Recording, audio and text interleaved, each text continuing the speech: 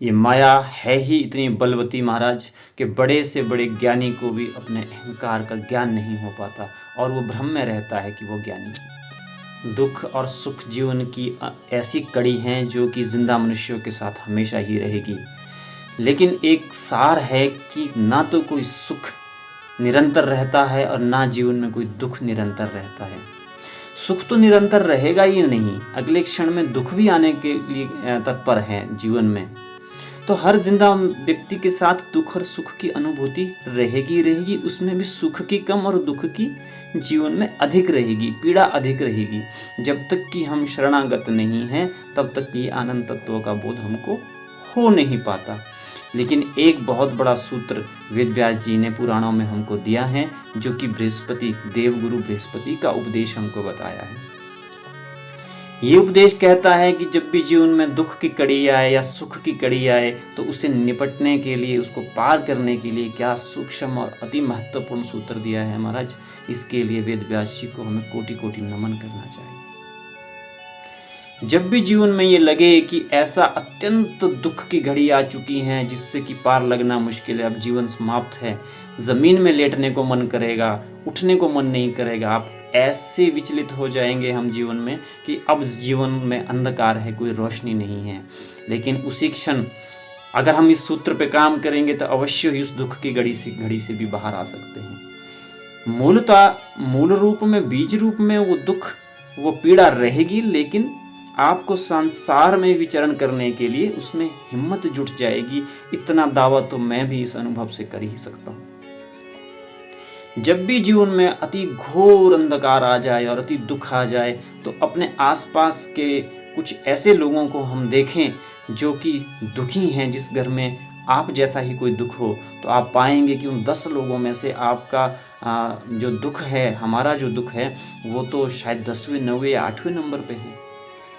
जिस घर का दुख आप देख रहे हैं उस घर का दुख हो सकता है आपसे कहीं अधिक हो। मैं फिर से कह रहा हूं कि दुख आपका कम ज़्यादा इससे बढ़ेगा नहीं, लेकिन हिम्मत ज़रूर जुट जाएगी कि वो परिवार भी तो जी रहा है, उस घर में भी तो लोग जीवन यापन कर रहे हैं, जीवन समाप्त नहीं होता। जिस प्रकार जीवन में आप देखते हैं कि बादल आए लेकिन सूरज की एक रोशनी से वो बादल छंटने लगते हैं, रोशनी आने लगती है। सूरज की उगने में कोहरा जैसे छंटने लगता है, ऐसे ही धीरे धीरे आपके हमारे जीवन से वो दुख छूटने लग जाता है। साथ ही वेद व्यास जी कहते हैं कि जब आप इसके विपरीत संपन्न हो, धन हो, धान्य हो, आपके घर में खुशियां हो, तो अहंकार का प्रवेश होना, घमंड का प्रवेश होना अनिवार्यतः वहाँ पे जुड़ जाता है। इससे आप बच नहीं सकते। दुख और सुख दोनों की अनुभूति हमारे अपने बस में है ही नहीं। सुख में अहंकार आएगा ही आएगा, बड़े से बड़ा ज्ञानी होगा, उसको भी अपने अहंकार का ज्ञान ही नहीं हो पाएगा कि कब उसकी चपेट में आ गया। उस समय भी अवश्य ही हमें 10-20 ऐसे लोगों को देखना चाहिए जो हमसे ज़्यादा संपन्न है, हमसे ज़्यादा सुखी हैं, हमसे ज़्यादा धन ऐश्वर्य उनके पास है। तो आप देखेंगे कि कुएं के मेंढक हम हैं, उसके आगे तो हम कहीं ठहरते भी नहीं।